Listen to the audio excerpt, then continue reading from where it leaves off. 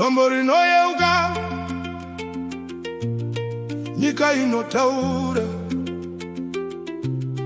ngoma dzorira, madzitateguru daidzira.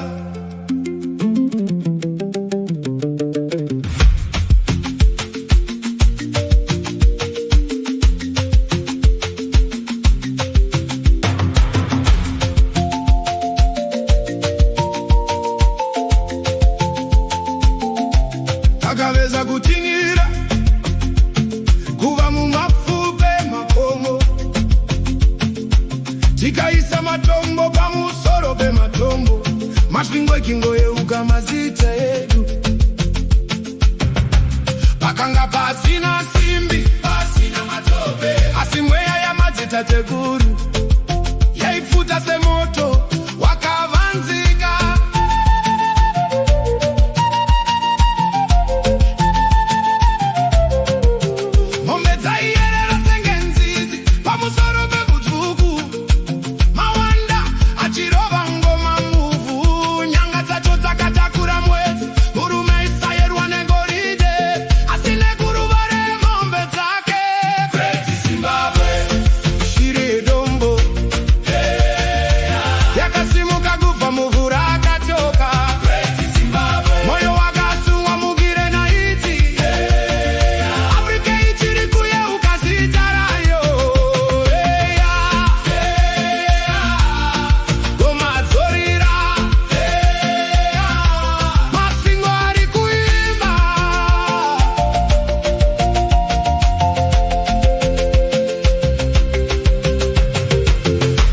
Rakanga rakarara pasi pedu, sezuva rakavigwa nerima,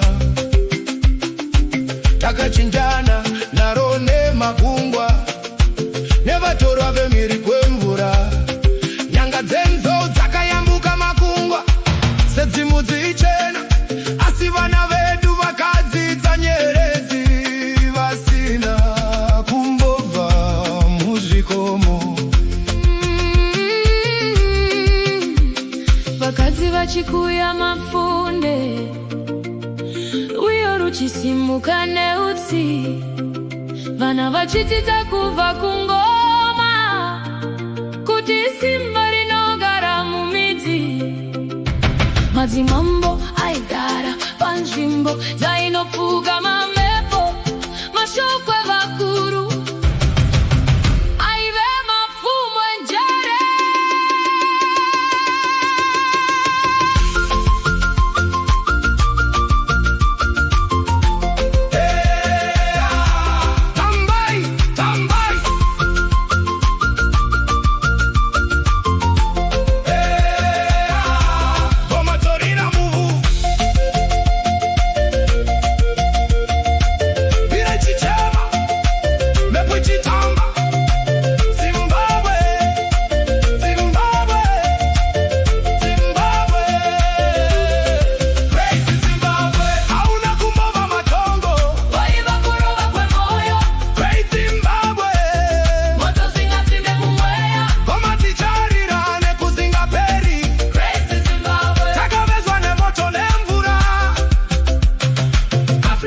Chiri kuyeuka zita rayo,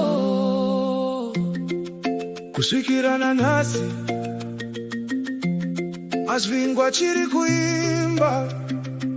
Kana mvura ichiabata, shiri dzichiri kutenderera pamusoro